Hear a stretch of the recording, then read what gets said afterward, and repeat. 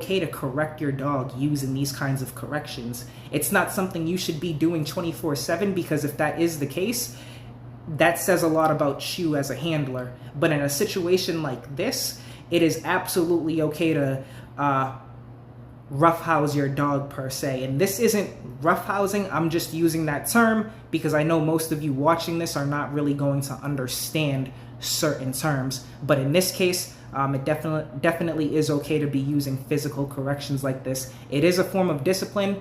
You just need to watch how much you're doing it and the way you're doing it. So let's continue.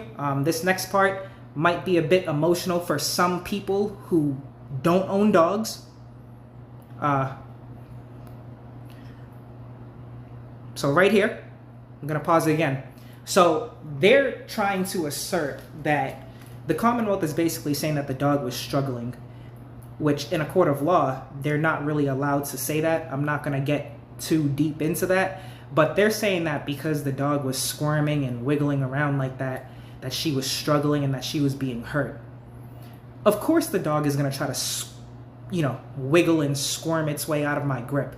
This does not mean that I was choking her. It looks like that because of the way the dog is moving, but if you look at the video again, we're gonna rewind it, I wasn't actually putting a lot of force. In fact, I was actually just trying to control the fact that she was squirming. I was trying to prevent that from happening. So in turn, it did look, to the naked eye, or to some idiot, it does look, or it could look like the dog is being hurt, and I understand that. However, that's not the case here, so we're gonna replay it.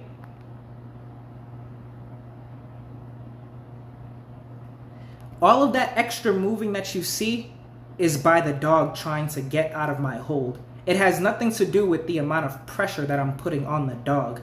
And again, I know that that can sound very confusing. In fact, I'm personally trying to make it so that, for most of you that are watching, can understand what I'm actually saying. Just because the dog is moving like this doesn't mean the dog is being abused. That's a baseless argument. These physical corrections, they're not meant to be comfortable. They're meant to be uncomfortable. That's the whole point. So, as you can see here, I finally get my grip on her. Again, I had to act fast. I'm here to keep her safe. So here, I then force her into a down position, not choking. This is not choking the dog. It could look like that from this angle. I understand that, but this is not choking the dog. This is holding